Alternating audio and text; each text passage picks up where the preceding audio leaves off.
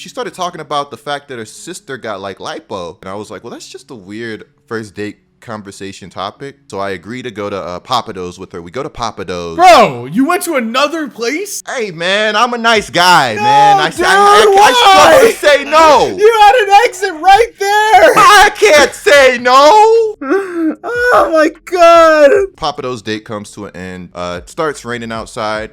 I bolt to my car. Wait, you ran away. You agreed to go to dinner with her after a bad date? I didn't run away. I walked and I have big strides. I'm tall. I was like, I was going to give you a hug. It was just raining real bad. Yo, what's going on, guys? Welcome to Laced Up. I'm here with Mike Korzemba and TheFlightMike, and we're here to talk about a lot of things, guys. What do we want to talk about first? I think we need to let's go in chronological order. Let's start with my Los Angeles Lakers because they got eliminated, and it's accountability time because Mike Korzemba was very right about some of the stuff that he suggested about the Lakers. Even as time went on, we found out like there might be some potential shadiness in terms of specific players being promised specific roles to bait them into signing with the Lakers, but to start this off, let's discuss their playoff exit in terms of my perception of LeBron James, in terms of my perception on his legacy, and just in terms of my perception on our season as a whole. It was disappointing because in my head, the ideal NBA Finals matchup for me, and you guys are NBA fans, you guys could comment on this, would be the Lakers meet the Brooklyn Nets in the NBA Finals. That would have been probably the most dramatic, the best storyline. In my head, that's what I wanted to see. So in that sense, I am disappointed. But at the same time, I do understand that this is a team that had Anthony Davis come back like the day of the play-in. Dennis Schroeder came back, LeBron James came back, and he wasn't even fully healthy. You had all of these, and then they had 57 days of rest as well. And although I was very emotional when the Lakers lost a couple of games to the Phoenix Suns, at the end of the day, LeBron's only human. The Lakers are only human. Hopefully they rest up and we got a superstar or two, and we'll be back to dominating. So personally, I'd like to see the Nets and the Clippers in the finals. I think that's the best case scenario for me, especially with Kevin Durant having like 2 rings and Kawhi having 2, right? Am I right there? They both have 2 rings. Yes. Yeah, so superstar small forwards, legacies being built. They're still, I don't want to say they're still young, but they still have a lot of time left in the NBA. We need something after LeBron, Kawhi, KD. Legacy's being built. I mean, I'd love to see them match up and duke it out. All right, so what you're saying is you would rather have, like, going into the playoffs, you would rather have had the Clippers over the Lakers because you kind of want, like, the heir apparent to LeBron James to already start establishing itself. Yes, 100%. Okay, cool. 100%. I like that thought process. We'll talk about the Milwaukee Bucks with the Nets. I personally would have loved to see Giannis take a pretty big leap this postseason. I mean, you don't want to count a team out 2 games into the playoffs, but losing to the James Harden-less Brooklyn Nets by like 40 points is not exactly the biggest sign.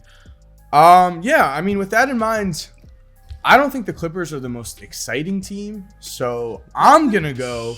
I don't think the Clippers are the most exciting team. I will stand by that. I'm gonna go with. I want to watch in the NBA Finals. I would have said Luka if we were going for, an heir to LeBron in terms of, marketability and all that. But I want to see the Phoenix Suns keep going. I want to see the Phoenix Suns make the NBA Finals at this point because I think that they are not getting enough credit for the way that they played against the Los Angeles Lakers.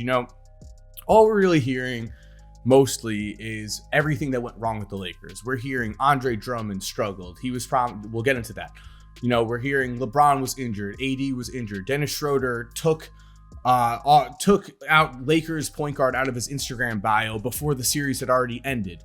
But we're not hearing enough about how good the Phoenix Suns have been, how good Devin Booker was. Like, we've never seen playoff Book before. That has never been a thing that we've been able to talk about. Yeah, so guys, we are capping off the giveaway to the first 40,000 subscribers that turn on our notifications for the Laced Up podcast. All you have to do to enter for a chance to win a PlayStation 5 or an Xbox Series X is subscribe, hit that notification bell. If you want to do us a favor, leave a like on the pod and let me know in the comment section down below when it's done. You'll enter for a chance to win a PlayStation 5 or an Xbox Series X. The man averaged about 30 points per game, 6 rebounds, 5 assists per game in the first round against the Lakers. He was absolutely incredible. DeAndre Ayton, I think, has established himself as a legitimate all-star looking player going forward. He looks like just a very, very solid starting center. And Chris Paul did his thing. Despite the injury, he looked great. Game 1 in the second round. And also then you've got pieces like Mikal Bridges, who, like, that guy, it just looks like a championship piece. He looks like a championship role player. And I'm just very excited for the Phoenix Suns' future. I can't wait to see where they go from here. And I think that we could be looking at, I mean, they're the number 2 seed. They just haven't gotten as much respect as they should be getting. But I think we could see them in the NBA Finals. Do you guys agree or disagree with the Suns? So one, I do agree, and I'll get to why I agree in a second. But the main reason that to respond to Coop, the main reason why I believe that the Lakers would have been way better in the NBA Finals than the Clippers is there's just significantly more storylines going on there. In addition to them being the defending champs, in addition to, it being LeBron versus Kyrie, it would have been really nice to see, hey, Kyrie finally got his own team. He could go take on his old mentor. I would have really liked to see that. We're not getting it. It's whatever. On to the Phoenix Suns. I don't know. I was actually thinking about this yesterday as to, in my head, and bear in mind, guys, at the time we're recording this, the Brooklyn Nets are up 2-0 against the Milwaukee Bucks. In my head, I'm trying to ponder. In my head, first of all, the Brooklyn Nets seem like the most likely team that are going to make it to the NBA Finals. In my head, I think they're going to win the NBA Finals. It's like I'm getting a 2017-ish vibe from this entire situation, where I already know at this point that Kevin Durant's just going to waltz into the NBA Finals. They're going to dominate whoever they face off in the NBA Finals, and that's that. And even that's despite us not being that deep into the playoffs.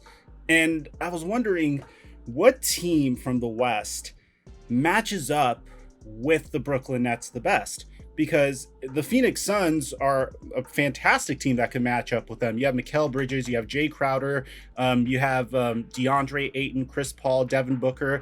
That's like a good combination of scoring and defense that could win some games, and that could at least swing some of the odds in their direction should they make it. But I don't know. Do you guys, Coop, do you agree with Korzemba and I? Do you think the Suns are probably the best matchup?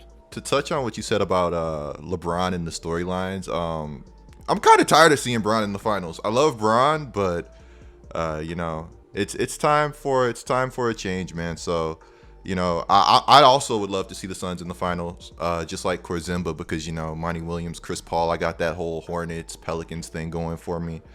But I think the Suns are deep, and I think they have the ability to play any style of basketball, and I think that's scary. I think they can go small. I think they're versatile.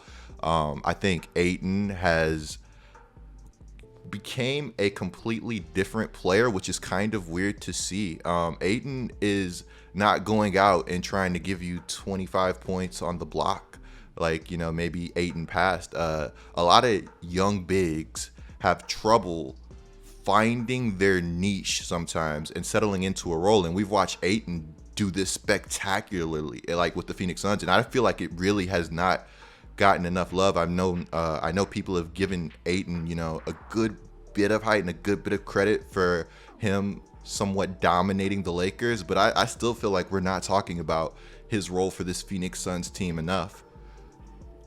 Yeah, and even in game 1 against the Denver Nuggets, I mean, man comes out with a nice 20-10 game, and Jokic doesn't have the best game. I mean, he plays, decently well, but 22-9. I mean, DeAndre Ayton has absolutely, I would say, become the X factor for this Phoenix Suns team. And I completely agree with you, Coop.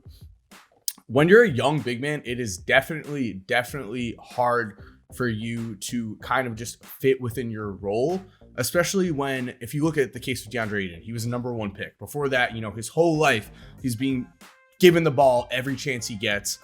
He's being told, put the ball in the basket as much as you can. Now he's on a Phoenix team where it's like score around 15 points, but do everything else. Grab rebounds, play great defense inside, do all the things that help you win games. And that is a very hard mentality to switch into, to go from the guy that, has always been getting the ball to maybe you're the third, fourth option, depending on what game it is. That, I would say, circling back, is and was the problem with Andre Drummond on the Lakers, which I don't want to, too much credit for calling this, but that was what I said at the time. Was it seemed like a no-brainer. It seemed like, okay, Andre Drummond, you get him for free. He's a former All-Star. The man puts up numbers. But the problem is his mentality. He was never able to really flip that switch. And as we just saw, guys, this just came out. The Lakers promised Andre Drummond a starting spot in order to get him onto their team. And so what do we think about that? Because this is something that I previously mentioned, was when you have a guy like Dwight Howard nearing the end of his career, it's very easy to bench him. It's very easy to be like, okay, Dwight, this is not your game, and there's going to be no hard feelings. Andre Drummond, it was a different situation. And so now we're hearing that the Lakers are only going to be interested in Andre Drummond if it's a minimum contract. Like, I think Andre Drummond just cost himself a ton of money by going to the Lakers and kind of exposing himself as a player that can't play in the playoffs, maybe. Like, if they're benching him, that is just not a good look. Well, to be fair, I feel like a lot of players cost themselves maybe not a lot, but a few players cost themselves some money by going to the Lakers, because also I feel like Montrezl Harrell lost a good bit of money too, even though it's going to be the big man market is not that great this upcoming offseason. So, hopefully he can land with like Charlotte or a team like that. But Mike, what are your thoughts on this? So adding on to what you guys said, a lot of players did lose a lot of money just from being on the Lakers this year. Dennis Schroeder, for example, we all know that story of him turning down an $80 million contract because apparently he thought he was worth $100 million. And then he goes into the playoffs, and Laker fans, I'm going to admit, Laker fans are very hard on their players when they're relevant. That's part of the challenge of playing in LA. Hell, any LA team is very hard on their players. Like, you saw what happened with Paul George last year in Pandemic P. As a matter of fact, after game 1 in the second round of the playoffs, when the Los Angeles Clippers literally didn't even have 48 hours of rest, went up against the Utah Jazz, Paul George shot 4 of 17 from the field. Pandemic P, I'm seeing memes about, Kristaps Porzingis gave back the title, Pandemic P, back to Paul George. So LA as a whole is very hard on their players, so I'm just going to preface this statement by saying that. But in addition to Dennis Schroeder, Andre Drummond, if you're Andre Drummond, what's your best opportunity to get a max contract? You see LeBron James playing alongside LeBron James, betting on his ability to make you look good. Isn't that bad of a bet to make? And I'm sure a lot of these players were looking at LeBron James, a man that got Matthew Dellavedova a 3-year, $40 million contract, I believe. I'm going to fact check Timothy that. Mozgov got a bag too. Yeah. A lot of guys got paid. So it's not that bad of a bet to say I'm going to go play with LeBron James for the remainder of this career.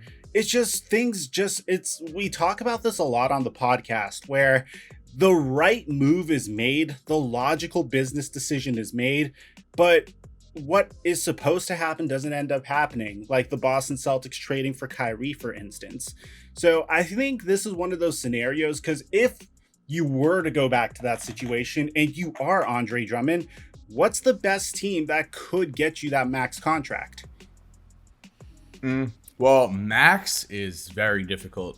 But looking back, the Nets were interested. Not max, were they not? sorry. You know what, man? I don't know. The Pelicans gave Steven Adams like $24 million or something, $24 million a year extension. Like, look, I don't know, man. There's a chance Andre Drummond still does get a very healthy bag.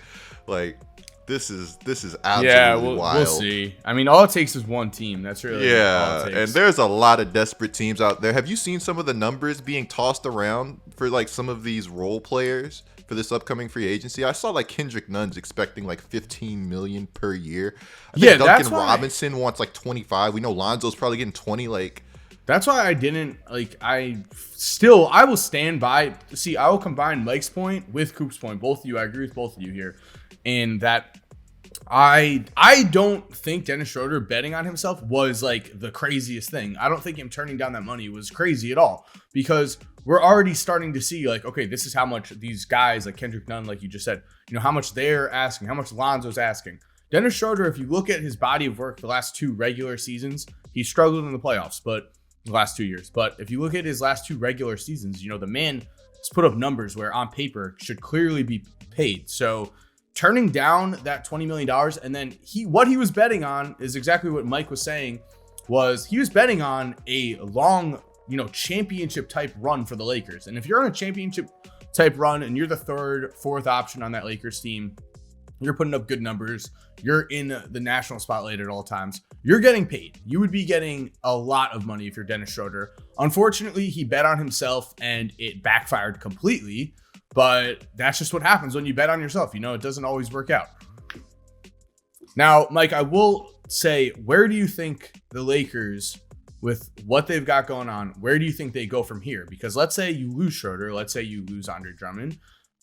They have to pay Taylor Horton-Tucker this offseason. What else do you do? It's really tough to anticipate the moves the Lakers are going to make. And I can't really anticipate what I think is going to happen without sounding like the most ignorant Laker fan ever, which I already am, but you get what I'm saying. Who? And Dame, Steph, both. Kawhi. Yeah. Dame, Steph, and Kawhi. I think Kawhi isn't happening. Like, the fact that Kawhi made it like further, I think if there was a scenario where the Lakers made it past the first round and Kawhi got swept, okay, maybe, but in this instance, maybe. But in this instance, it really, here's the thing. Rationally, in the past, I would look at other teams and say, hey, would this trade make sense for this team, business-wise? But then the James Harden trade happened. A trade which Houston, I guess, was feeling sentimental and said, wow, this is a man that really just carried us over the past decade. Many people would have been fired if we didn't acquire him. Let's trade him where he wants to go and get peanuts in return. So I don't after know I saw, I don't know if no, that's we how had a lot of factors going on with that. We had we had the freaking front office rivalry between the 76ers and the Rockets, where for some reason that should never have affected business, but it did. And 2, we had James Harden causing more than a scene. In the modern NBA, yes, this used to happen in the 90s and early 2000s more often. We had guys out here where, we had Latrell Sprewell choking coaches. We had guys showing up to the locker room with guns. We had those things didn't happen on a normal basis, but they happened a little more often, I would say. Now, to have a guy like James Harden act the way he did was kind of jarring in a way. Players haven't been, going that far and that extreme to be traded in a while. And he didn't do anything too crazy. He didn't show up. He was, at, who is it? Dub Baby or Lil Baby's party? Lil Baby. Lil Baby's party. Dub Baby. All right, whatever. Don't hate him. But so he's at Lil Baby's party, and he also, there was reports fighting players at practice. I mean, whatever was happening there, that definitely forced the Rockets' hand in a way that they didn't want it to be forced. I mean, it was either that. I feel like they felt like they had no leverage at that point, because it was like James Harden's trade value was only getting lower and lower. And I remember during that time period, there was a huge thing. It was okay, if we trade for James Harden, we're giving away a good asset.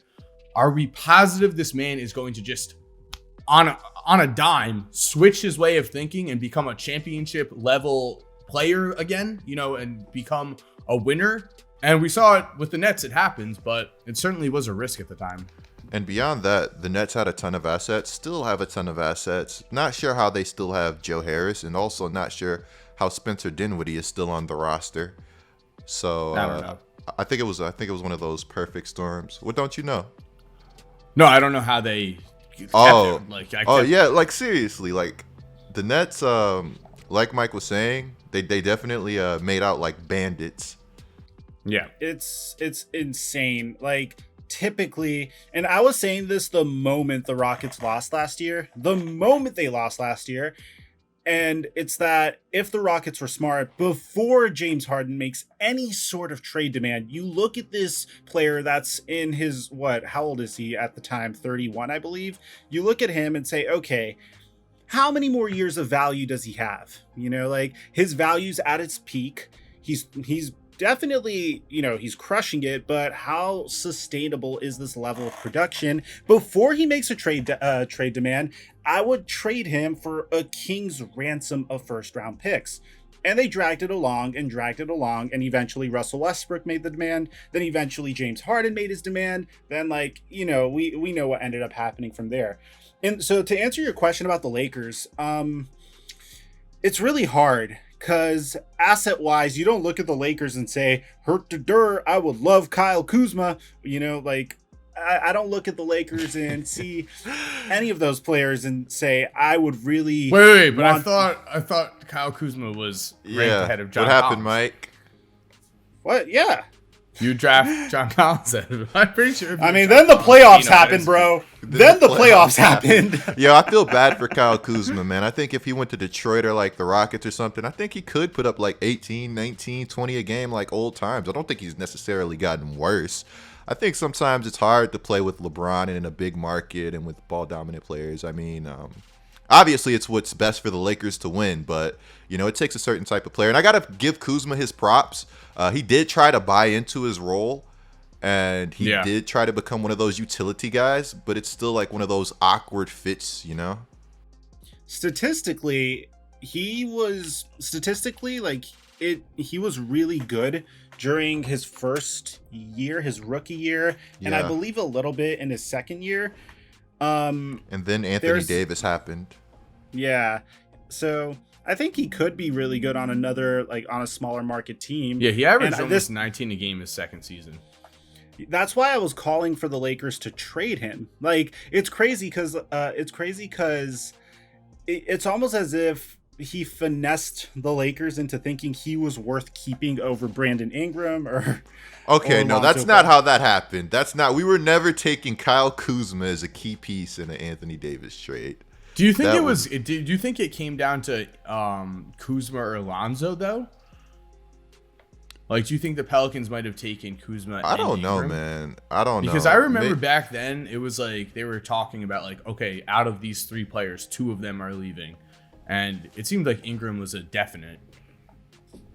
Who would you rather right now, though? Kuzma or Alonzo? Serious question. Just in terms of for the Lakers for this series, I would say, just looking at how Kuzma played, I'll go Alonzo. It seems like you can't get much worse. You can't get much worse. I don't know, man. I'm talking about if you're like the Detroit Pistons or you're one of those franchises that's rebuilding. Would you rather Kuzma or would you rather Alonzo? I'd say probably Kuzma because he provides more versatility. The point guard position is pretty stacked. Kuzma's 6'10"? I thought he was 6'8". Yeah, he provides more versatility, I'd say. I definitely don't think that the role that he's been playing in with the Lakers has, basically been what he is an offensive player, end of the day. He doesn't really create for others. It's kind of confusing in a way. I don't really know. I say he's versatile, but why couldn't he figure it out with LeBron? Why didn't this work? I guess his shooting just wasn't good enough. To be fair, Brandon Ingram didn't necessarily figure it out with LeBron either. Like I said, it takes a certain type of player to buy into that system and to be that perfect puzzle piece next to a ball dominant player. Yeah, Kevin Love and Chris Bosh, they won championships, but statistically, you were looking at them and you were like, what happened to this guy? Yeah. He's no longer that Well, I wouldn't dominant. put that, yeah.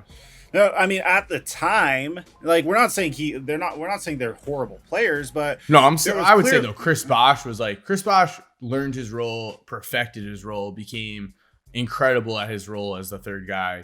While as Kevin Durant, I feel like it was an ongoing saga while LeBron was there, where it was like, oh, Kevin Durant is figuring. I mean, Kevin Love. It was like, Kevin Love is figuring it out, and then it was like, oh no, now he's then you'll have a 4-point game while Bosh is more consistent. But okay, we've talked about the Lakers for a bit already. So I want to know, Mike, what do you think on the topic of Kevin Durant?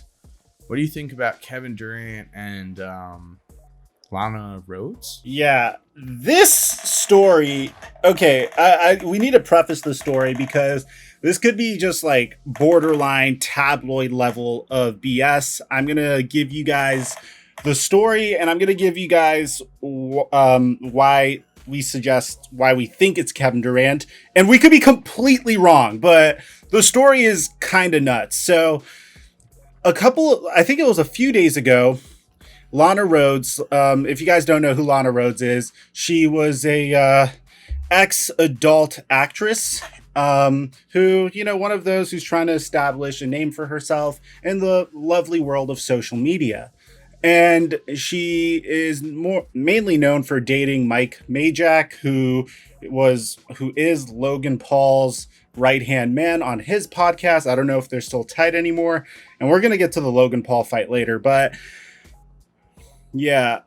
They're cool. Okay. So Lana Rhoades has this podcast, and on the podcast, she explains how a Brooklyn Nets player flew out her and her friends to a basketball game. And, they had a great time, put her in a skybox. Life is good. And after that, they went on a date. And on the date, apparently, the said player brought a backup girl in case things didn't work out with Lana, which apparently, according to Lana, which bear in mind, Lana's telling the story, according to Lana, she wasn't feeling this player because apparently this player had no personality and was very soft-spoken, which, to be honest... Quote, wasn't spicy enough for her. That is her quote. So... Bro, I'm sorry. That description's really cringe. Like, wasn't spicy. Yeah, and then the other thing is she said the player was a Libra, and fans have noticed that the only Brooklyn Nets player that's a Libra is Kevin Durant. Here's the thing, like, Kevin Durant, I don't know, like, do you think Kevin Durant's a spicy guy, Coop? Like, what do you think of this? What kind of... Mike... Yeah, Coop, go. Do you think Kevin Durant's a spicy guy? I will say Kevin Durant is at a bell pepper of spiciness. Bell pepper. What does that even mean? What's that on like a 1 to 10? No, here's the thing. 0. Like, 0. She said that she was asking him. Come on, I dropped a bell pepper joke and just flew over your guys' head. No, I laughed. Come on. Like, what are we she was asking him about like his opinion on specific things, and apparently he would say stuff like, I don't have an opinion on that. And I'm thinking that is so unlike Kevin Durant. Kevin Durant has an opinion on everything. Like, that is a red flag to me. So yeah, so has anybody confirmed this story? That's why I prefaced. She just said it. She just said it. Yeah, she could be just trying to grab a. Well, yeah. I really doubt there. I mean, I doubt it. Like she had to have gone with some Brooklyn Nets player. Like that'd be crazy. Man. Maybe it was a G leaguer. Maybe it was like a G leaguer. No, yeah, I'm not saying it had to be Durant. I'm just saying that like that'd be a crazy statement to make, to be like, yeah, I flew all the way to Brooklyn and then it was all a lie. Like there's no like reason this trend on TikTok. There's this trend on TikTok where like girls flex their practice squad boyfriends, athlete boyfriends, but also like some of them happen to be on the practice squad. It's a crazy trend, but it's working for them. So shout out to them, go crazy.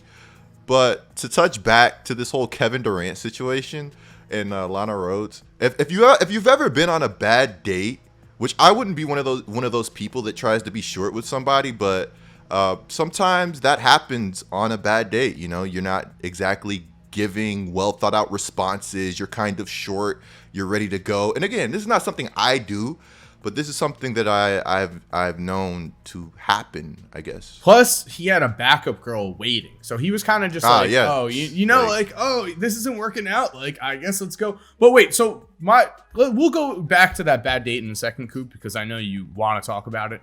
But my question, Mike, though, is that we could all talk bad dates if we want, but my question is, how does this go from Lana Rhoades is pregnant? Like, she's like, I know she is pregnant, but how does it go from Kevin Durant was very boring and there was a backup girl involved to Lana Rhoades is Kevin Durant? Like, how did they? I don't think the two are correlated whatsoever. And by the way, preface to the bad date thing, guys, if you're at this point of the podcast, we're thinking of launching an exclusive channel membership program, and one of the members only features is going to be GetLikeCoop's dating advice. So if that's something you'd be interested in, let us know. And if it gets to the top comments, then we'll totally launch GetLikeCoop's members only dating advice.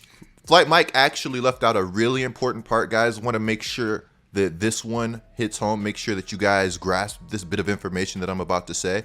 Me and Mike are actually doing a joint panel, so we will give you live Tinder advice as you swipe.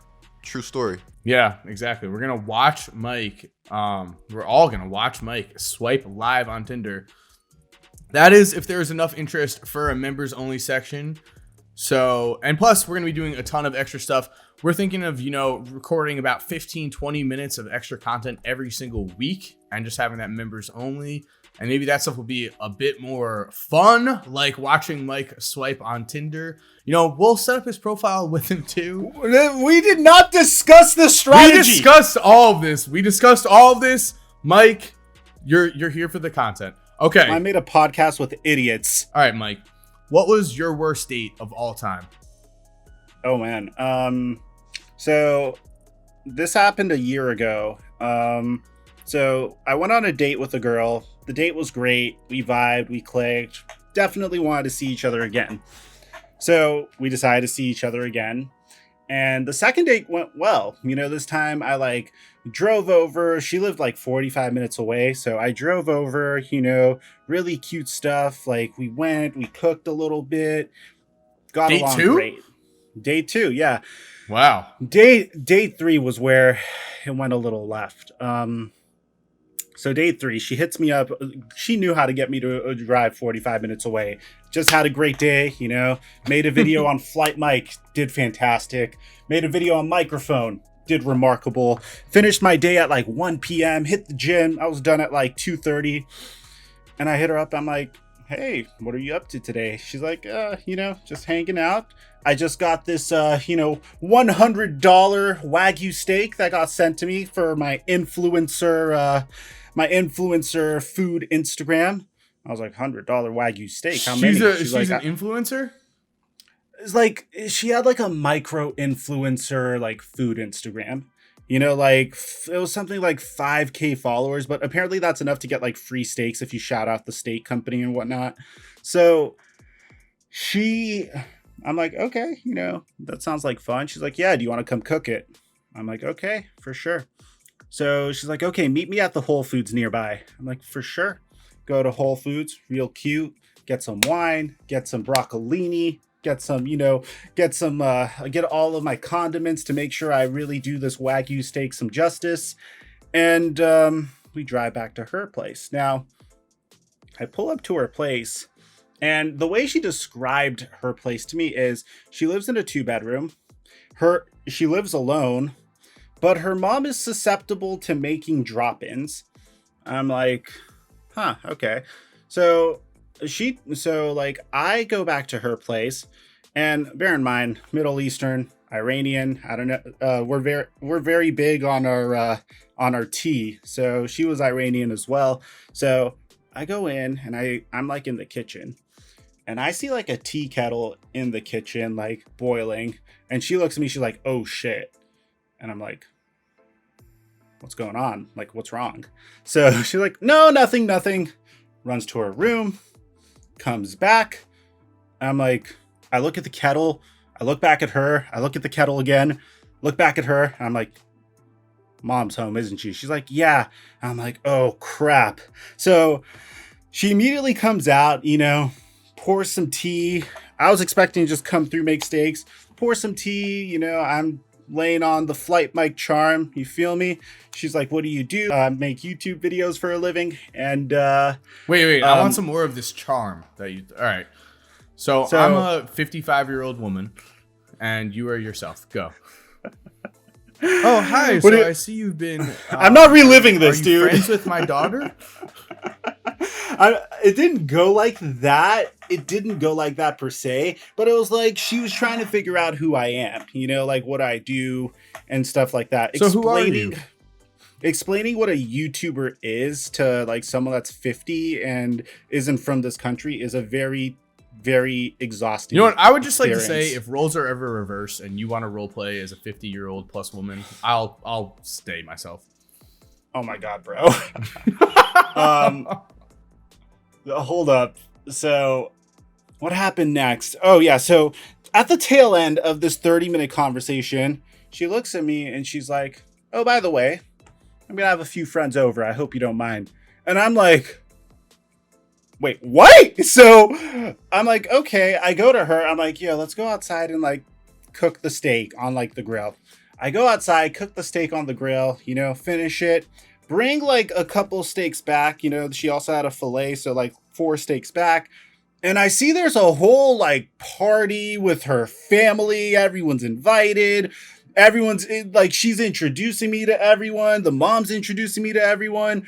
And like, I'm walking in, I walk in with the steak and they're all looking at me and they're like, oh, thank you so much for making us. I'm like, what? Like, so I'm like there with the steak. I remember the next thing I did was I saw a bottle of wine and like, just, in Rick and Morty where Beth shoots Mr. Poopy Butthole and like is like shaking and is like bringing the wine and is like pouring it. So I did one of those. Yeah. I'm like shaking and I'm filling up my wine glass. I do like one of these. I chug it and I'm like, need more. So I do some more of that. Catch a light buzz. And I'm like, oh my God, like, what did I get myself into? So I'm hanging out there, all of her family's grilling me about who I am in my life and everything like that. And I'm just sitting here like, oh my God, how did I get here? Like, I like, how did this happen? What decisions did I make to get to this point? So we hang out, like, I tell her like, hey, can we go out for dinner? Can we go out for lunch instead? Like, screw the steak. She's like, yeah, for sure. We go out for like an hour and a half. She is so happy. I'm like, okay, it's not a big deal. Like, is what it is. Take her out to dinner, get a couple drinks, had a nice night out, come back. She goes to sleep. I avoid the mom. And then like the next, like, I think a couple days ago, I text her. A couple days later, I texted her. I'm like, could you be honest with me? Was this planned? And she was like, no, never. I'm like, this wasn't like a ploy to introduce me to your parents. She's like, no. And then she unfollowed me on everything. And like, that's just how it ends. Like, that's how it ends. Yeah. And like, I don't know. I didn't take it. So I felt very deceived. And the fact that I got like a deceptive vibe already like kind of terrified me and turned me off from the whole situation. And I'm like, okay, if I'm already feeling like sketchy about this woman and we're 3 dates in, then this isn't going to progress well. So we decided to call it quits. I think she moved to my area recently. What do you mean you decided? It wasn't mutual. She unfollowed you. I think she unfollowed me because I didn't take it so well. And I think like it was just a mutual thing. But I guess you could say it was her. You could say it was me. Because I'm sure if I was accepting of the fact that I kind of got clickbaited into, meeting her family, then I'm sure we'd still be talking. No-go. So yeah, that's pretty rough. Freaking weird. I mean, yeah, it was weird. Yeah. I know me and Coop have a similar story. Coop. Yeah. You wanna go first? buddy?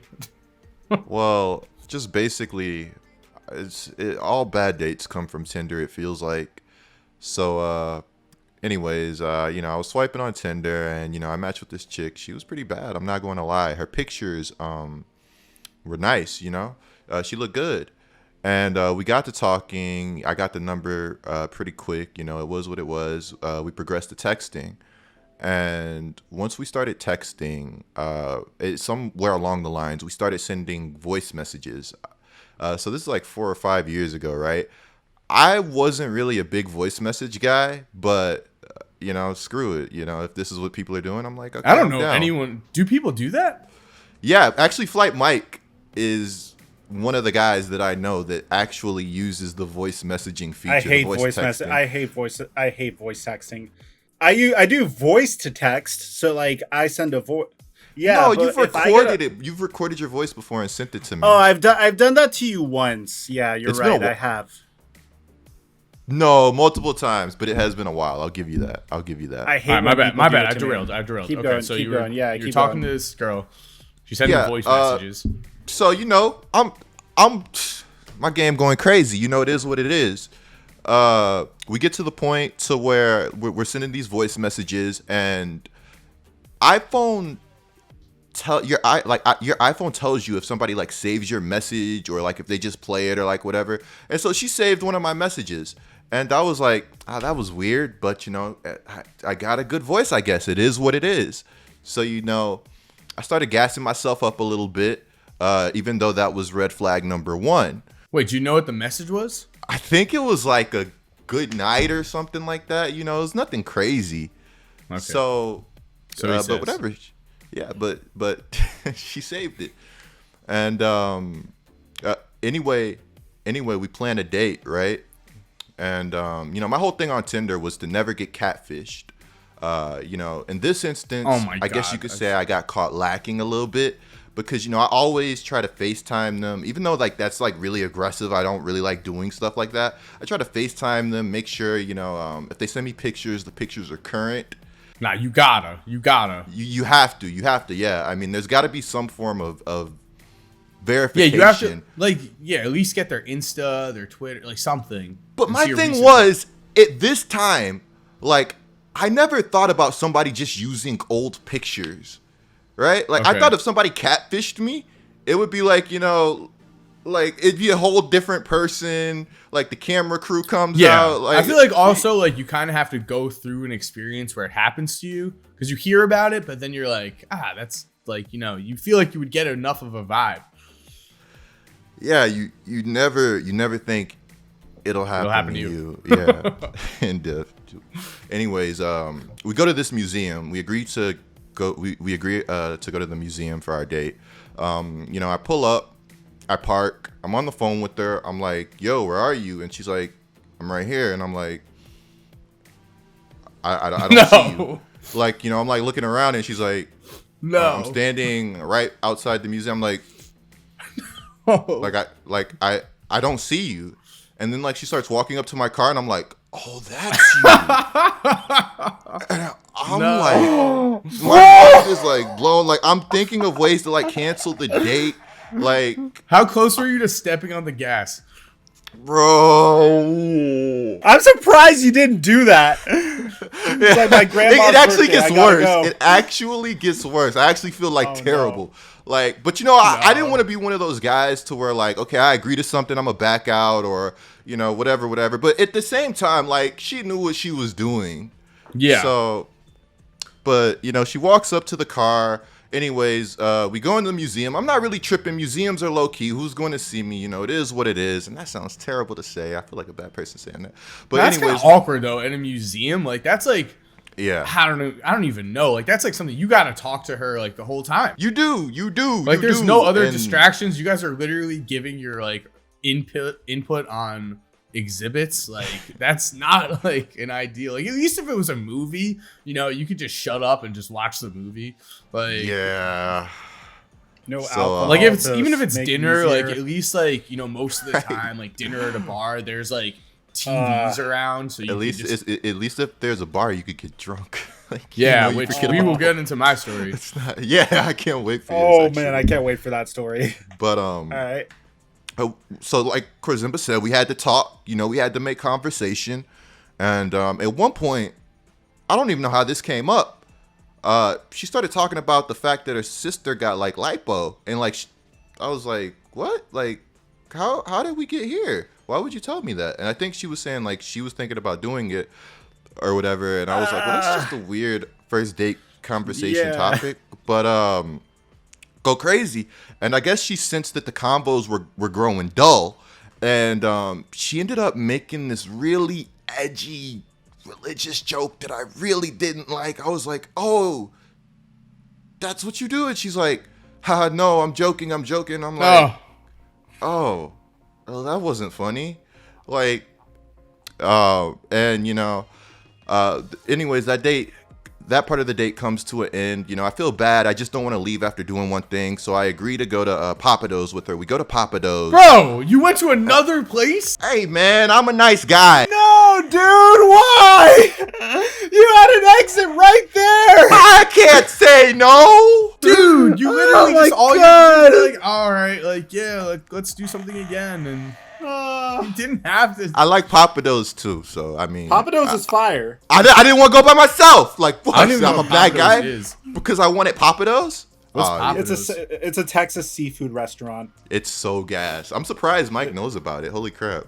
Yeah, it's fire. All right, well, regardless, it sounds like you should have went by yourself. Yeah, but anyways, Papados' date comes to an end. It starts raining outside. I bolt to my car. I get to my car. I close the door. I'm ready to leave. And she goes, she walks up to my car. She opens the, I think she like opens the door or something on my car. And she's like, not even a hug. And I was like, it was starting to rain outside. Like I was just trying to beat the rain, and it's a lot of traffic. And I was like, I was gonna give you. Wait, you ran away? You agreed to go to dinner with her after a bad date? I didn't run away. I walked, and I have big strides. I'm tall. I'm ran. tall. You I'm ran tall. this You're sending some I mixed walk, and I have big strides, so it could be perceived. Bro, you're sending some mixed ass signals because, You like, ran. on one hand you're asking her on a second date, but then you're running away from her. Like, come on, Bro, it just started raining. Like, have you like, I'd be have you ever confused as driven? hell, bro. Like, Nah, I'm the bad guy. What the fuck? Nah. But I was like, I was gonna give you a hug. It was just raining real bad. I was, man. And so what'd you do? At that point, I gave her hug, and I don't think we ever talked again. Oh my god. Yeah. All right. It was, did you pay for the Papados? I think I did pay. I did pay. 100% I paid. It's Papados, man. So I got, all right. So for me, I'll go. I've got the tale of two catfishes, I guess, which is one senior year, swipe on Tinder, whatever. I think it's past senior year, like going into the next summer. And I'd never, ever in my life, ever been catfished, ever. And I start talking to this girl who, like, literally, I'm positive I searched her up on Facebook. She was real, and she went to St. John's, and I was like, okay, great. Talking to her to just make this as fast as possible. Out of nowhere, we go from like normal conversations. She also knew who I was, so she was like, "Oh yeah, no, I've I know you like from group of friends." So like she like knew things about me. So I was like, all right, this girl has to be like whatever. Suddenly, out of nowhere, at like 2 a.m. one night, like I'm out at the bar. I like check my Snapchat, and I have like 6 Snapchats from her, and they are literally, there's 5 pictures and 1 video. All 5 pictures are different nudes, and the video is more explicit than that. The thing is, none of the nudes matched. Like I looked at them, I was like, these are all different girls. Like they look close, but they are wrong. This is wrong. And so I was like, who is this? Like, I was like, so I just literally straight up responded with, these pictures are not you. Who is this? Question mark. She then just doesn't answer, sends 2 more nudes. It's like a Frankenstein of nudes. They are not at all related. I'm like, all right, like this is just weird. And also, I'd like to say, like, I'm sending me nudes just randomly out of nowhere. Like, I guess, like, you know, some guys, of course, are like, oh, awesome. Like, I'm like a little bit, like, you know, I'm happily engaged now, but like at the time, you know, was like I've been a relationship guy. So to me, that's like kind of just like too much. Yeah, I agree. If it's a little too easy, it's like yeah, it's a little skeptical to me too. Like, so I was just like, who is this? This isn't a real person, blah, blah, blah. She goes, oh, trust me, it is. She calls me and like I talked to her for like 2 minutes, and then I'm just like, nah, I'm not fucking buying this. I say that to her face, or not to her face, through phone. She blocks me and everything. To this day, I don't know who that girl was. Girl, guy, I don't know. Who was it? I got legitimately catfished with no answer. No idea who it was. I don't know. you didn't actually go on the date. No. You have to meet the chick. You have to meet the chick for it to But be second catfished. was well, I mean, that's not true. Second is you can get catfished without meeting someone. But second is That doesn't count. all right. That It was count. a mini catfish. All right, but Mini second catfish, yeah. well, second was not exactly catfish, but it was the same thing as Coop, where I will say, you know, this girl met her. You know, it was like I was living by the shore, so you know we talked on whatever dating app it was, and then we were like, okay, yeah, let's grab drinks here on like a Thursday. And she shows up, and yeah, it was the same situation where those pictures had probably been from like 3 years ago. And she just did not look like herself anymore and was no longer someone that I was into. But like Coop, I was just like, what are you supposed to do in that situation? What do you do? You roll up and you're like, you can't just make an excuse now. I'm not going to just pull out my phone and be like, oh, my, grandma's dead. I need to leave. Like, I just couldn't do it. So instead, I'm like, all right, let's go into the restaurant. Let's go into the bar, whatever. It was a bar. And we were supposed to just get drinks. What makes it way more awkward was that this girl worked part-time at this bar and did not tell me. So suddenly she's just going behind the bar, talking to everyone, introducing me to like 5 different people, including the owner. I'm like, this is horrible. Like, I don't want to be associated with this girl. I'm just trying to be nice. I'm trying to be as low-key as possible. I'm being the complete opposite, like unintentionally. I'm like, oh my God. All right. I'm like, just get through this. I legitimately I look at my phone. Let's say it's like 5:00. I look at my phone. I'm like, you have to be here for 90 minutes. That is what you have to do. Just be here for 90 minutes. Okay. That's fair. Bounce after that. At that point in time, normally on a date, I have like, I used to have like a hard rule where it's like, of course you don't want to come across as like some, crazy drunk or anything. So I would keep the alcohol to a minimum, like, a drink or two, like during dinner or whatever. Then if you go out to the bar, you keep it casual, you keep it light. This is the only time in my life where I was literally like, I do not care what this person thinks of me. I am just going to just deal with this by getting drunk. And I think I proceeded to probably ended up staying for like 2 hours.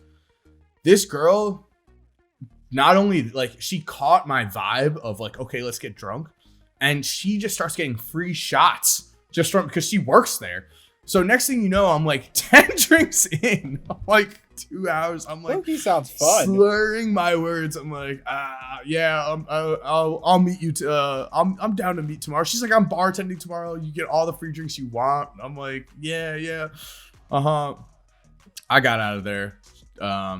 That's worse than mine. I think I ended up. I mean, she texted me 3 times the next day, like, because the next day was Friday and I was out. She was like, are you coming by to get some rum buckets? Are you coming by? All this stuff. And I was just like, I can't answer this. This is so bad. And so I ended up blocking her number. And Oh my luckily, I God. never saw her again. I mean, what am I supposed to do? Bro, You know what? Also, you agreed to another date. You were getting free stuff too. because like, it was just awkward. I freaking That doesn't mean you agree. Oh, So, what like, am I supposed At least to I say? didn't show her up. Like, what Oh is my that, God. Korzemba, bro? Hey, Can you know I what? give some- She pulled the first move. Could I give some advice to those that are listening to this and saying, well, geez, if I'm ever in a date like that, how do I get out? Because there is a way you could get out of those situations.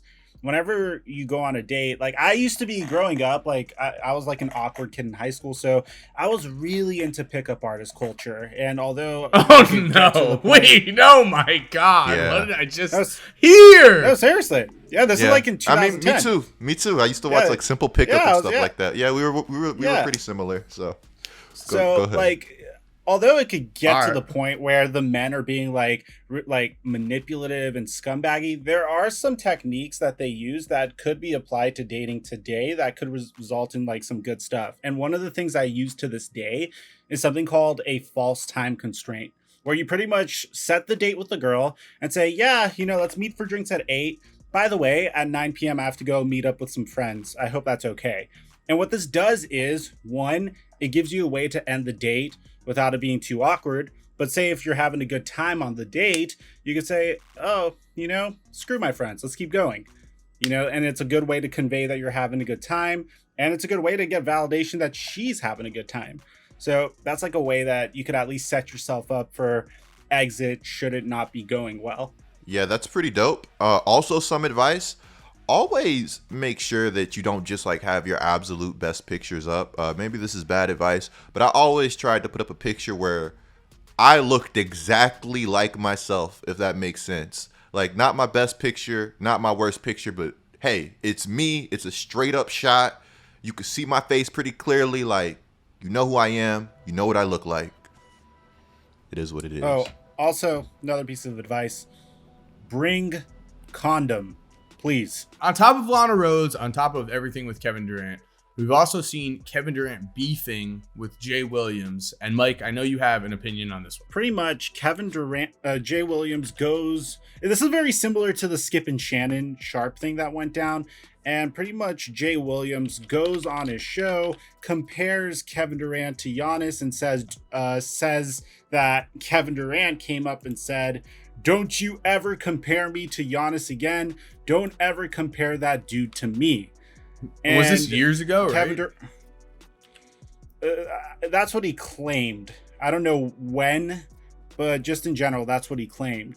And Kevin Durant comments on the Instagram post saying, "This is a lie. Jay Williams can never speak for me, ever." So Jay Williams went back and says, "I stand by my." He came out this morning and said, "I stand by my story.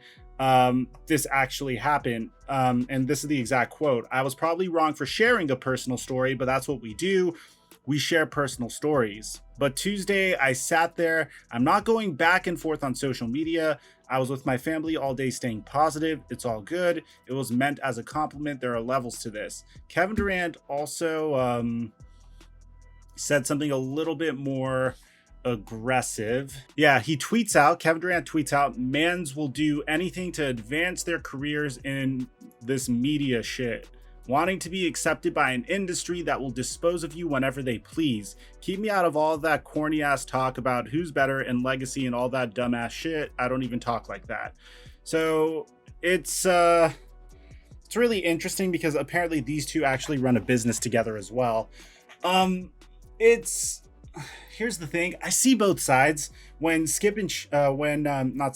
Shannon Sharp misquoted Kevin Durant, I said this: these dudes are praising Kevin Durant. They're praising him. They're saying don't compare him to Giannis ever. And to be honest, you shouldn't. Like you shouldn't even compare the two. And Kevin Durant coming out and saying, "I never said that. How dare you misquote me?" First of all, he was in a club, okay? Maybe some adult beverages were involved. Maybe some other adult paraphernalia was involved. Maybe he doesn't remember. Maybe Kevin Durant never said it. But at the end of the day, these are people that are trying to hype you up, make you look good. In the case of Shannon Sharp, he was trying to insert Kevin Durant into the GOAT debate with LeBron, with saying like with something to do with LeBron James, comparing him to LeBron James. In this instance, Jay Williams, who is his business partner apparently, also came out and said, hey, don't you dare even put me in the same conversation as Giannis Antetokounmpo. And then Kevin Durant's like, I never said that. You know, what are you trying to say here? I want to be in the I want you to compare me to Giannis Antetokounmpo. I want you to compare me to LeBron James. I don't want to be in the GOAT debate. I don't get his agenda other than I want to pick something with somebody. And it's very consistent with Kevin Durant's personality. I want to say that I just think if he didn't say that, he just doesn't want a random beef stirring up in the middle of a series against, Giannis and the Milwaukee Bucks. Like, if you said that I said something that I didn't, I might be like, hey, like, yo, what's going on? I didn't say that. Like, why would you say that? But, yeah, what were you going to say, Korzemba? One, I would like to say that I don't think Jay Williams is telling a lie here. I think that this definitely happened. Not only because, I'm biased. I love Jay Williams. I worked with ESPN one time for the 2019 NBA Finals. I worked with Jay Williams. He was the nicest guy I've ever met in media, and he's like among the nicest guys I've ever met in general. If Anthony Davis and KD would have a baby, the similarities physically wise would be like Giannis. I go to the holiday party, KD comes up to me and says, yo, don't you ever compare me to Giannis, blah, blah, blah. So Jay Williams goes, KD, what are you talking about? I was just talking about similarities physicality wise, size, length. He's like, no, don't ever compare me to Giannis. So this seems like something that's very like trivial, I guess.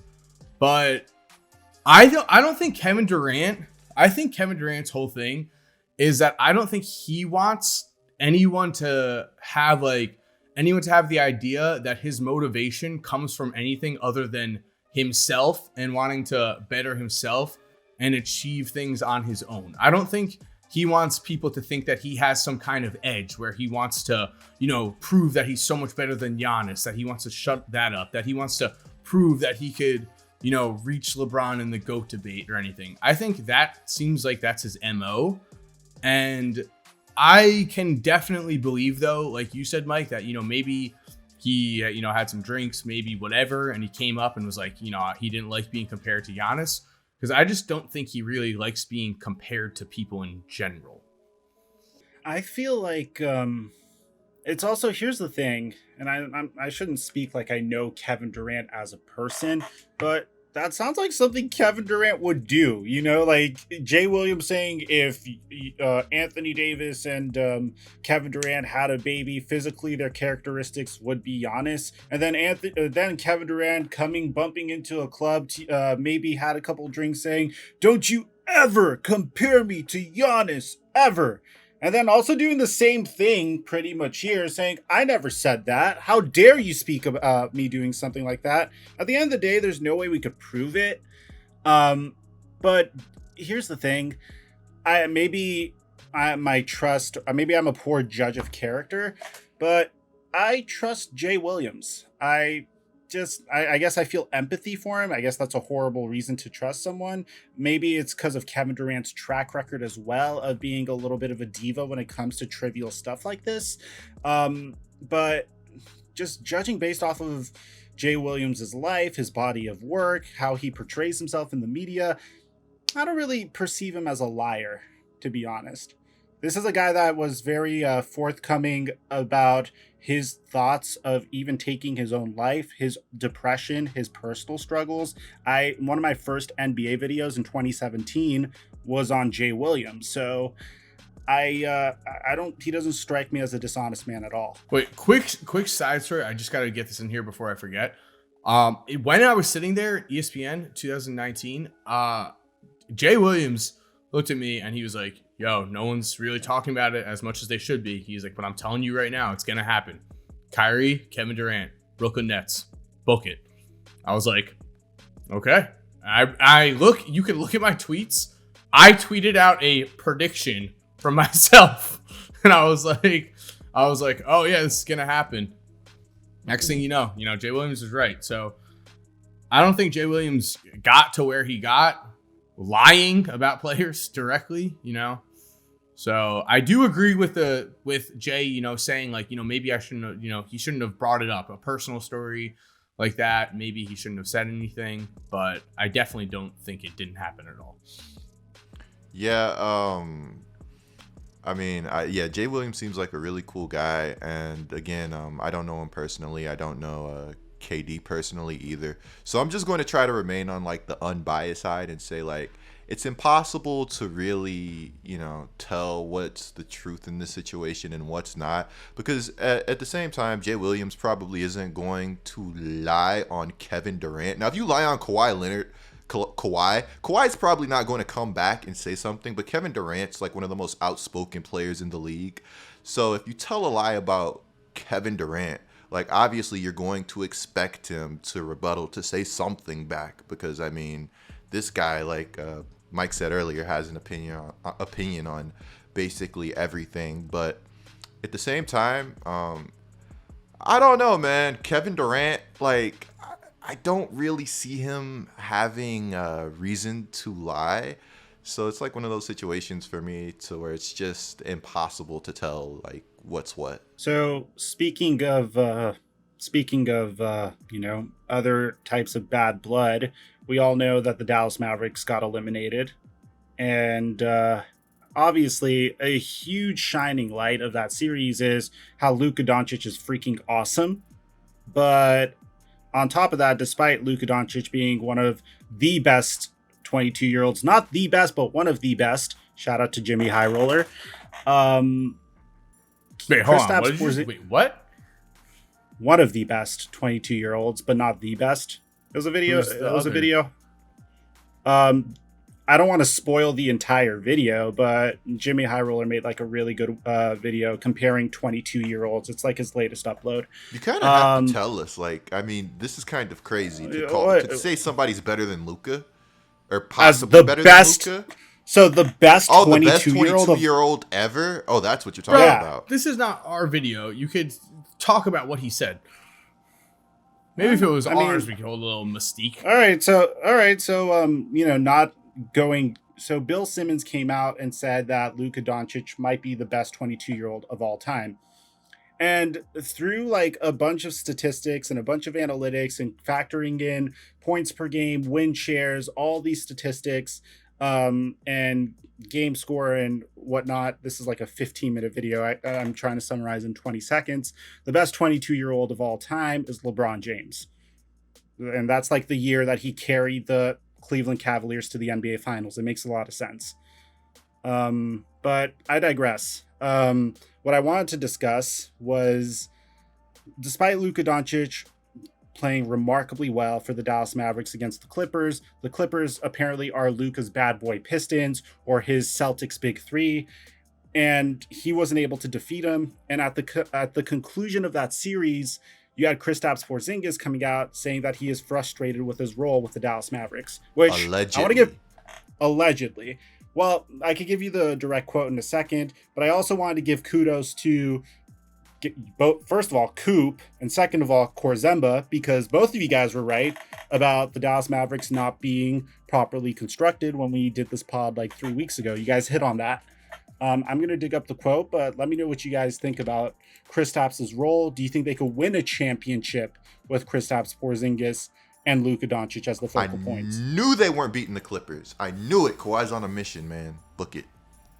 Yeah, you did. You had a lot more faith than I did in the Clippers. Yeah, even down 0-2. I will say that, we've talked about this on this pod before. I feel like we all don't really, at least I think me and Coop can agree that I think, Mike, you agree with this, that we don't really love the fit of Porzingis. Mike, what's your stance here? I think that there could be, my theory, because this is such a complicated situation, my theory is that that Kristaps Porzingis may have been really affected by his ACL injury. There's like multiple angles. I've had multiple theories, and he might be a shell of his former self. But another thing that could possibly be the case is, I think that the way Luka is playing with Kristaps could also be taking him out of rhythm. I don't see a lot of featured sets for Kristaps Porzingis. I see a lot of camping around the perimeter, finding him for an open three. There's been moments, like there were some moments that just made me want to bang my head against the wall. There was a point in their final game where Kristaps has a remarkable defensive play. He gets a steal, and then the man pulls up from three in transition. Like, okay, then Coach Carter's it. So they kind of tried to feature Kristaps this series. I kind of have to disagree. Rick Carlisle doesn't believe in posting up, but he tried it. He tried to go big with Boban and Kristaps. Kristaps wasn't able to take advantage of a 6'8" Batum, a 6'8" Marcus Morris. Boban struggled a lot in the series. If the Mavs wanted to win this series, going big was going to have to work. Again, Carlisle does not believe in posting up. So they did try some things with Kristaps, and I'm kind of in the camp of I play basketball. I played at a high level.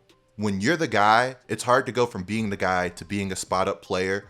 And, being a spot-up player, I feel like these guys don't get enough credit because you go 0 of 1, 0 of 2, 0 of 3.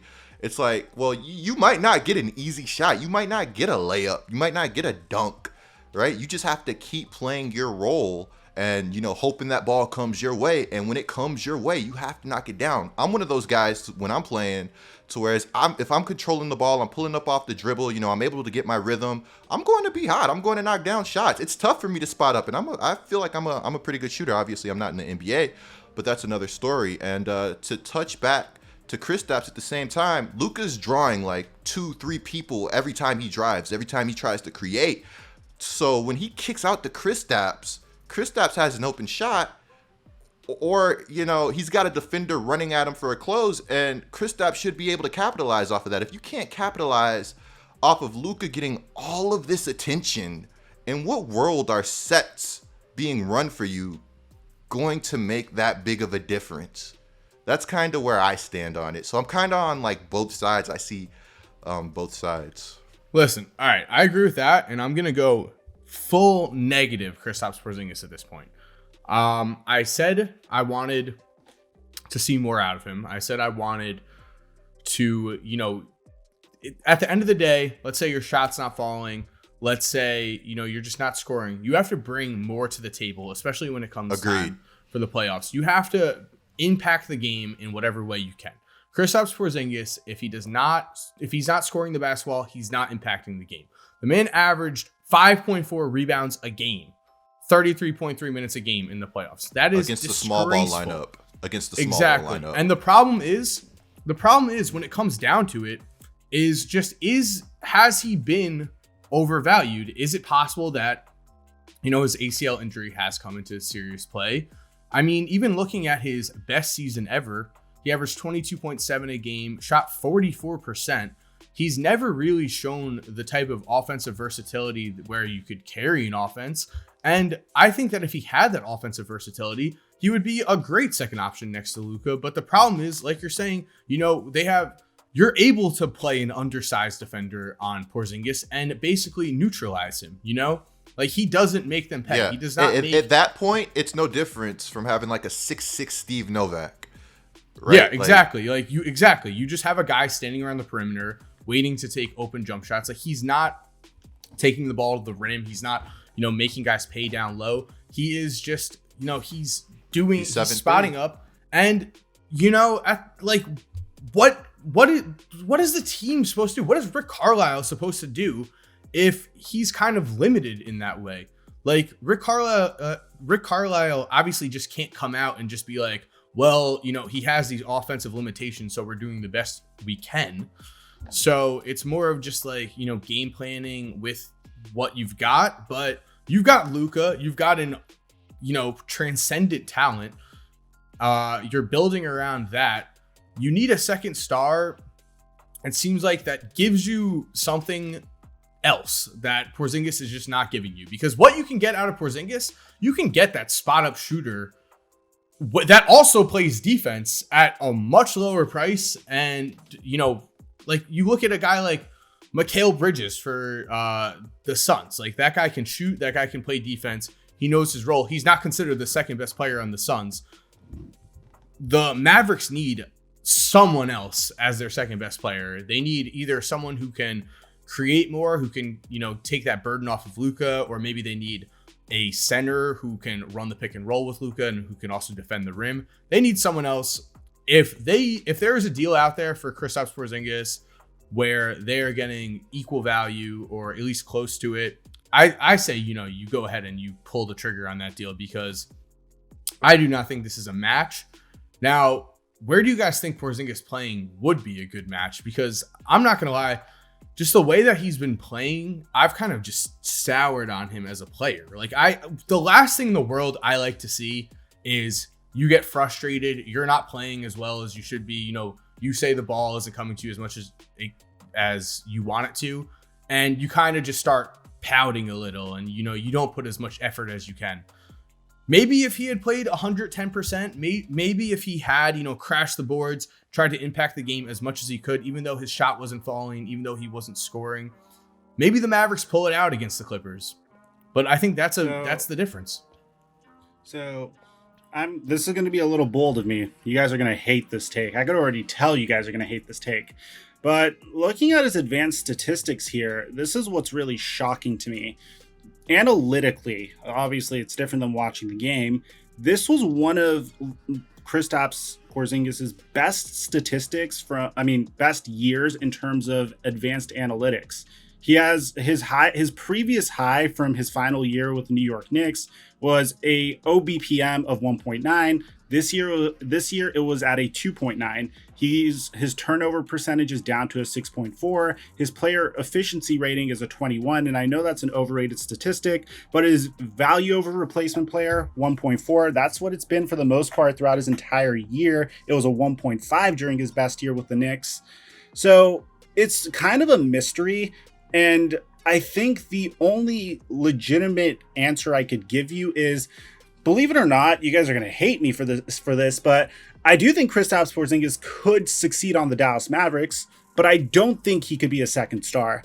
I think Kristaps Porzingis could fit into that Kevin Love or Chris Bosh-like role, but I don't think it's enough to alleviate the scoring burden off of Luka Doncic. When I was watching those Maverick games, I wanted Kristaps to step up. I wanted him to take over, but I also understood that he couldn't. And the games where we saw contributions from Tim Hardaway Jr., Maxi Kleber, obviously JJ Redick, I'm kidding, were the games that the Dallas Mavericks ended up winning. So I don't think Kristaps Porzingis is necessarily done in Dallas, and I don't think they should trade him either, because you're not going to get a good return, and apparently no team is currently interested. And according to Kevin O'Connor of The Ringer, the Mavericks, it's unclear if the Mavericks are officially shopping Porzingis, but even if they were, there will not be many takers if so, claiming that the trouble here is that the Mavericks are facing a challenge to make massive changes to the roster.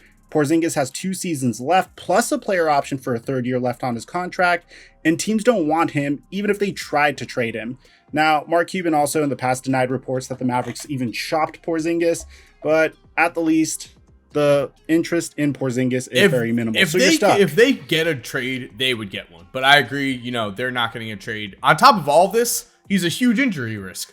So, that's the other problem, is that he's on top of all these problems, he's not durable. And also, I will say, to your point of him being a 3rd star or a 3rd player on the team, I think that could work a lot better. The man has his liabilities on defense. He doesn't really create for you. He hasn't been rebounding, but he has, like you said, he did have a good offensive season on paper. If you look at the numbers, they remained consistent up until the playoffs. He got exposed by the Clippers. They neutralized him. Boom. A second player that is better than him, making him the 3rd best player in that roster, could certainly change things, could free him up. So Tim Hardaway is already better than Porzingis. So okay, true. I'm just kind of that 3rd, yeah. Regardless, all right, Porzingis has the reputation, of the 2nd guy in Dallas. But all I'm saying, I just want to finish with, is that I don't think Porzingis will buy into that 3rd role at all, because it seems like he already is not buying into the 2nd role. Yeah, so I think if the Mavs want to trade Porzingis, I think they'll be able to find a taker. At the end of the day, still a heavy name. How many people said the Russell Westbrook contract was untradeable? How many people said the Chris Paul contract was untradeable? Completely different situations. But at the end of the day, I think if you want to move a player, I think there are ways to do that. I'm not saying it's going to be easy, but I can definitely see that happen. And I think at some point we have to throw advanced statistics out of the window, especially when we're watching the games, when we're analyzing the games. Are the Mavericks better with Porzingis? Sure. Depends on who you're replacing him with. But, I think it was like a year or two ago, I saw that like the Mavs had the greatest statistical efficiency offense of all time or whatever, better than like the Warriors with Kevin Durant. And like at the end of the day, we're never taking the Mavs offense a year or two ago over the Kevin Durant, Steph Curry Warriors, right? So, sometimes I do feel like advanced stats don't tell the full story. And sometimes we have to rely on our eyes. Word to Kevin Durant. Guys, we have yet to talk about Jokic's MVP run. We've got Kemba Celtic news. We've got the 76ers. We've got a bunch to talk about next week or on our next podcast in general. So thank you guys for watching. This has been laced up. Do you guys have any final thoughts? Any words? Yeah, guys, if you made it to the end, especially if you made it to the end, comment down below any other members only exclusive series that you'd like to see on this podcast. We're going to be launching channel memberships within the next 2 weeks. We're working really, really hard on that. You're going to get emotes. You're going to get like specific sub perks. So something to be really excited about. Thank you guys so much for supporting. Bear in mind, if you subscribe and turn on our notifications, when we get to 40K subs, you'll enter for a chance to win a next gen console. Thanks for watching, guys. Until next time. Except for the girls that we ditched. All right. Thank you for watching. If you're still here while the music is cued, here are 2 videos I think you are definitely going to enjoy. Make sure to click on one of them. Again, I know you're going to love it. And other than that, have a great day and peace.